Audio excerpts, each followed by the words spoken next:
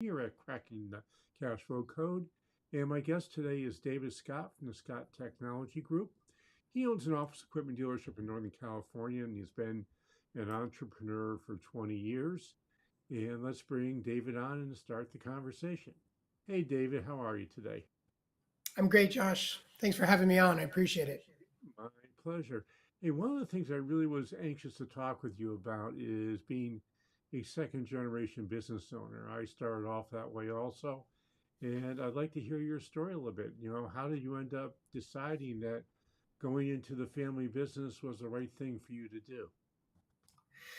Boy, well, it's a long story. My dad was actually in the office equipment space, starting out with Xerox as a technician back in the 1970s. So he's always been around copiers, working on copiers. But in 1995, his company had been acquired by a private equity firm, and they came in and they slashed budgets, and the result of their changes to try to make their company more profitable was he saw service response time for people's down equipment going to 4 days. And you can imagine, I mean, if you're an attorney or a CPA and you can't make a copy for 4 days, you're in trouble. Yes, So four the hours you're in trouble. oh boy, I tell you what, and people rely on their equipment. So he decided the best thing for him to do was to leave and start his own company out of our garage. And this was all when I was about 14 years old, and I got to watch the process. I got to be involved in the process, and it sparked something in me. And I've always admired his entrepreneurial spirit. My dad never set out to be an entrepreneur or a business owner, but he responded to a need, and his company quickly grew. And as I was involved in that process, I got to see the evolution of it. I left for a stint in the Marine Corps and then spent some time in construction before coming back to work for him. And now I've been back here at the family business for 18 years. He passed away a couple of years ago, but we had completed our transition. And so the company lives on and we're thriving. Cool. So, David, what was the decision that got you back into the family business? I'm assuming that what you were doing before that was working for you, or wasn't it working for you? You know, I had some really great experiences, and I felt the need to prove to myself, of course, that I could make it on my own. I have an independent streak. So I didn't want to be the kid that grew up with a silver spoon in his mouth and had things handed to him.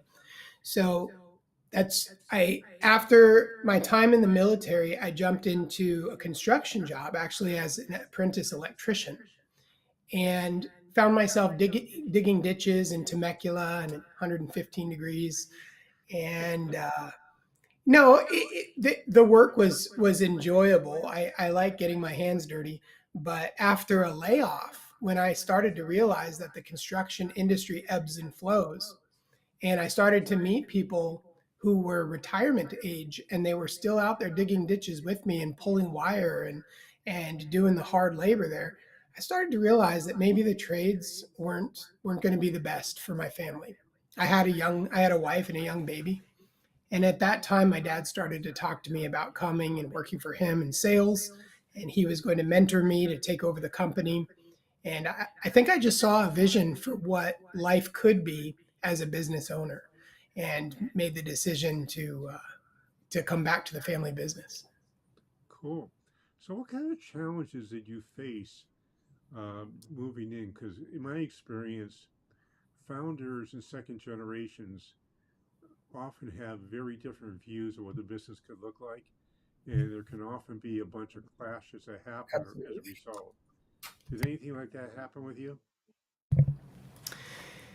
I think in comparison to other stories I've heard, my dad and I were on the same page in a lot of areas, but we did have a few clashes. Um, he always prioritized taking care of employees, which I appreciate, and I've really tried to adopt that mindset. Sometimes he did it though at the expense of the business, and one of the things that I've learned is that, of course, a you know, it's a sick company that puts profit ahead of the welfare of its employees, but it's also a sick company that makes no profit because maybe it keeps salespeople on longer than they should be if they're not producing, or it's got too many employees and the ownership is afraid to get rid of surplus.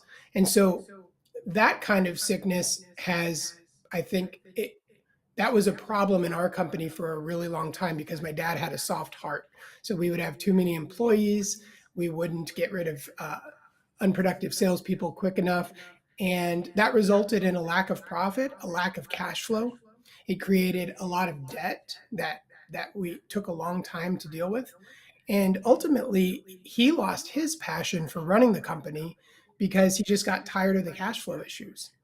And I think the difference in seeing that and living through that, I now realize how critical it is for us to make benchmark profits, to have positive cash flow, because we can't take care of the employees without those things. So the business has to be healthy in order for the employees to be well taken care of.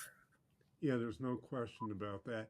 Out of curiosity, do you guys practice what's called open book management? Do you know what it is, first of all? No, I don't think I've heard the term. Okay, open book management is where you share your financials with your employees. And one of the things that we often will recommend to people, which I think is an important thing, if you focus on employee well-being, which I agree with you that, I often ask the question, what's more important, your employees or your customers? And most people say customers. I disagree. I think it's employees because if your Absolutely. employees aren't happy, they're not going to treat your customers well. So Absolutely. I treat my team as my most important customer. That's the first thing. But the other side of the ballpark is occasionally even good businesses have times where they have to tighten the belt. The challenge becomes when you just tighten the belt and people don't see why, then that's where problems come up. Now, open book management means I'm sharing my numbers. I'm helping people become financially literate about what makes a business successful, financially successful, not successful in other ways. But Sure. you're right, without profits, without cash flow, business that's why businesses die. There's about probably 80% of the businesses in the United States don't make it for 5 years. And in my experience, it's not because they're bad businesses or they're bad business people or they've got a crummy product. They just run out of cash and they can't play the game anymore. Yeah, I've And experienced that myself. yeah, I've shared with you on a previous conversation that I had started up a similar business almost in parallel because it was the same business processes that we have here at Scott Technology Group, just a different product. But we funded a lot of that startup with debt, and the debt service became onerous, and I ended up selling it, but it certainly did not end the way I was hoping. so when you sold it, were you able to get yourself out of debt with the sale proceeds? Yes, yeah, we broke even, which I'm grateful for. But I mean, that business was fantastic. It was a rental model. So I was actually renting these water purifiers. And I Oh, think at the time I sold it, I we had did that for a 40,000. while. Oh, did you? Were you in Yeah, the water purifier business? yeah, we had a water division for our food service company. It's good money. It's a necessity for a lot of companies. And I had $40,000 in recurring monthly income, but I had factored so much of that accounts receivable that I just wasn't benefiting from it. And I remember at the point I sold it, I realized I need to survive another 2 or 3 years before I could really start to enjoy this cash flow. And I just didn't have that runway. And so it broke my heart because it was such a profitable company. Yeah, that's a challenging industry in that it's very capital intensive and it takes you 3 to 4 years to recoup your investment. And often your principal payments or your debt payments be higher than what the rental payments are, at least for the first few years. Right. What we found which is true in most capital intensive businesses. If you can't find a way to fund between 30 and 50% of your capital requirements through your own money, you're probably going to have a cash flow problem down the road. That's a good metric. Yeah, I think it's important. It sort of fits in with what we call dashboards, which are show you what's going on with your company and to give you a prediction of what's going to happen in the future. So if you have a problem coming your way, you know about it well in advance. Now, the other issue is, which is and this is an interesting thing, is that with your business, what was the problem that you were solving for your customers? So, our primary message to our customers was to those who were getting the bottles delivered from Alhambra. Yeah. And our message, the problem was that they're getting these bottles delivered, often not on time. They would have to lift the bottles and put them on the cooler. They'd have empties lying around, taking up space, and their bill would fluctuate. In the summertime, they could be spending a fortune as they drink more water. And so the problem we would solve is offering them hot and cold water on demand anywhere in the building, purified with a flat monthly rate.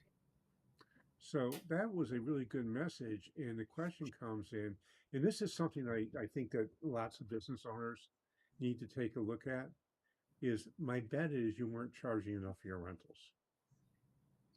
It's possible. In the way that we used to peg our prices was we would essentially go to somebody and say, okay, you're using five bottles, five, you're using five-gallon bottles a month, for example. And that might be this was back in the 80s when it was like $5 a bottle. So it'd be $25 a month. Now, if we came in at $20 a month and they never ran out of water and they never had to worry about bottles taking up or someone hurting their back, that was a compelling argument. I could have gone in at $15, but had I done that, I would have been behind the eight ball with making our business cash flow positive. So I think that one of the things you talked about was budgeting. Yes. And part of budgeting, and this is something that I think is really important, is pro forma budgeting. That means you basically say, okay, I'm going to do a profit and loss statement on every account we service. And when we take a new account on, I'm going to take that historical information and now I can apply it to a new piece of business that we acquire. Does that make sense to you? Absolutely. Yes. Is that So something you're looking at every customer as its own little P&L. Yes. And with today's software, it's relatively easy to do. And again, what I'm looking at is gross profit, not net profit, because all that stuff that was called G&A expenses, which are your fixed expenses, that's not going to change whether I sell this product or not. But I want to have my gross product that hit a hurdle rate, and it's usually around 20% you need to have at a minimum. And I see a lot of companies that go in with gross profits in the 8 to 10% range, and they wonder why they're not making money. That makes sense. Yeah, Yeah, it 8 to does. 10%. It does. That I don't know how you have enough left over to pay your salespeople with that kind of profit. You don't. That's the problem. And too many people get themselves into that situation and they don't realize they're there ever, or they don't realize it till it's too late. Right. So those are things that are, something that are really important to do that. So I'm interested in your subscription-based business model. What would that be? So this is actually something that I got a vision for with the water cooler company because we would sell them using a lease. The actual tool was a lease through a lease company, but the lease was not, it didn't offer a purchase option. So the customer would just sign up for a fixed term, maybe 36 months, and they would have regular monthly payments. But after that, that lease term would end, and then the lease company would just pass through the payments back to me, minus a small billing fee. And so the idea behind the business model was that once these, I would factor the first 36 months, I'd get funded up front, pay my salesperson a commission, pay the cost of goods for the water cooler. But then after that 36 months is ended, it's just free cash flow. And so it essentially became water as a service. It was just a subscription where they would pay monthly to use this device for unlimited water, purified water. And I've been able to, because I was able to build up a nice base and I had a healthy monthly rental, we actually were able to get a multiple of 40 times the monthly recurring revenue on that business when we sold it, which I thought was phenomenal. I think that's still, I mean, it's, oftentimes in this industry, the office equipment industry, a business might sell for anywhere from 3 to 7 times EBITDA, but or recast earnings, I suppose. But 40 times the monthly uh, revenue was much, much higher than I've ever seen. And so I caught a vision for that. And I've been trying to take that idea of just a simple, really, it's just a rental. It's a rental subscription and apply it to copiers and printers. We're also incorporating software as a service because that's the same business model. And I think when you go to exit, the multiples are much higher. Well, there's a reason for that is that you have recurring revenue and you have contracts because Right. people are there for the first 3 years. And the first questions that buyers will often ask is, A, tell me about how your sales are created and how your income is created. And they're more interested in that. And if you say, well, we go and we sell people water coolers and then we have to go sell another water cooler, they're not going to be nearly as interested because Right. you're basically doing one offs. But if you Right. go and you say, well, we have this recurring rental model where we get X amount of dollars a month, and after 3 years, all the money comes to our pocket minus a 5% or a 10% fee from the collector. Um, that makes a business model way more interesting than one where you're only as good as your last sale. Now, the copier business appears to me to have the same sort of thing because those bigger copiers, especially, you don't really charge them a monthly fee. You charge them a click fee, which is every copy is a charge, Right. and it's a recurring revenue. Now, the problem with that industry is it's way more capital intensive than a than the water cooler business. Yes, it is. So you're going to see people looking at EBITDA, not at multiple sales. By the way, whoever looked at your multiple sales did turn that into an EBITDA number, is or at least they should have if they didn't. Anybody who buys any business based on sales alone is what we call an idiot because it's not sales that pay your bills. It's the thing that's left at the end of the year that pays your bills. No doubt. Well, No and doubt. essentially they bought the contracts and just a handful of assets, but they folded it into an existing service organization that they already had. So they knew their costs. Yeah. And you're right, they just turned that right. I believe my average monthly rental for a water cooler was higher than what they have, which is why I got a higher multiple. That's the whole thing. If you have pricing power, then you're going to be in a better position than that. So, one of the things I always ask folks to come on the show, what is their biggest challenge? And yours is forecasting sales to achieve budgeted revenue and benchmarking profits. So, I want to break this into two pieces if we can. Please. Um, I have never seen anybody be able to really accurately forecast sales. I've seen people That's get into comforting. what I do see is people be able to forecast recurring sales. In other words, sales on the books, but new sales coming in the door, that's a really hard thing because lots of things can throw it off. Right. But the thing I do see that people can forecast, and by the way, I think is more important, is the focus on profits. I think we talked about a book called Profit First a couple of days ago, if I'm not mistaken. We did. And the thing about Profit First I really like is it forces you to think about your profits and in the economic model is the running number one thing. I would actually change that to cash flow because it's possible in the copier business you see this is depreciation does not match principal payments. So in other words, you might have depreciation of $100 a month and principal payments of $125 a month. And if you're not looking at the cash flow, because that principal payment does not show up in your P&L as an expense, that almost put me out of business.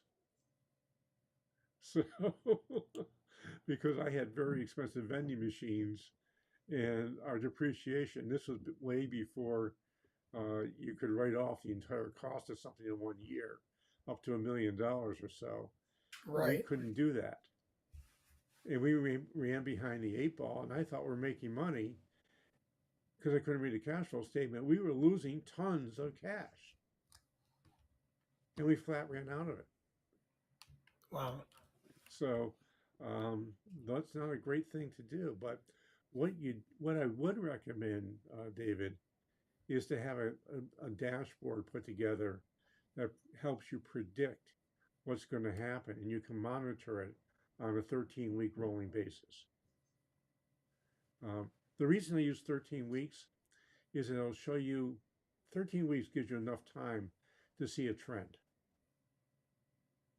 And if you're looking at stuff going forward, so if your key number is our salespeople need to bring in X amount of new sales a month for us, and you find that the key number for whether that happens or not is the number of sales calls and proposals that go out, you need to track that. And if it's above a Absolutely. certain number, you can be pretty sure good things will happen. If it's below a certain number, you can be pretty sure bad things will happen. So it gives you a way to monitor the work that's being done that makes you successful. Right. That has always been a challenge for us, and I think finally in 2024 we have a solid strategy for actually tracking activity, tracking pipelines, because you know how it is. A salesperson can have a great quarter, and then they can get that check, and they can rest a little bit, and they don't put in the prospecting efforts. And then the following quarter or 2 quarters later, there's this lull. And you're right. If you're not tracking the precursor activity, you have no idea that that's coming. Yeah, and the interesting thing about a good dashboard, almost none of the numbers are on your profit and loss statement, your balance sheet, or a cash flow statement. They're about other things that happen in the company. For if you have a sales driven company, it's on sales activity. If you have a company like my food service company, it was how effective our route drivers were at filling machines. Do they service at 30 times the service or $130 a service? And that was a key number for us to track and to monitor. So every Interesting. business is different about that. But whatever your business is, those are the key things to do. If you do that, you're not going to have bad surprises. Now, do you recommend starting with just a simple Excel spreadsheet, or do you have tools Yes, that you like? yes. Okay. I have yet to see a dashboard that needs to be done. There's lots of good dashboard tools out there. I find they're more work than they're worth use. Sure. Right. An Excel spreadsheet for most of us is just fine. And if you want to get really fancy, you can do some graphs with your Excel spreadsheet, but I don't even recommend that. I do recommend you share that with the people in your company. And the reason why, and this is something which I always find really interesting, I'm a big process control person and I help people get more efficient. The thing that I really find interesting is that all you have to do to make a certain number get better is post it for everybody to see it. Wow. It works 100% of the time. Now, it doesn't work forever, but it does work for in the beginning. So once you get people paying attention to it, you just have to keep their attention there. So, hey, David, unfortunately, we're out of time. And I've That was blathered on fast. enough, and you've been really interesting. So I really appreciate you being there. If folks want to find you, how would they go and do so? And would you like them to do that? Absolutely. I'm Sergeant David Scott on Twitter. You can also find my LinkedIn profile or my company's LinkedIn profile, Scott Technology Group. We're moving out of the office equipment. Well, we're in the office equipment space, but we're expanding out of it to include cybersecurity tools. And that's going to become more and more, security is going to become a focus because it applies to printers and copiers and print management tools. So definitely follow us. We're posting some good information on LinkedIn. Great. And I have something I would like you to do also. This is episode 426, which means we've been doing this for a really long time. And I would like you to go wherever you listen to this podcast and please give us an honest rating and review. If you love us, you can give us 5 stars. If you don't, you can give us 1 star. And then you have to watch me cry, but I'll probably get over it. And you can go on with your life too. So please leave us an honest rating, an honest review. It's really important. It helps get the podcast out. It helps move it up the ranks so people can find us. So this is Josh Patrick. We're with David Scott. You're at Cracking the Cash Flow Code. Thanks a lot for stopping by. I hope to see you back here really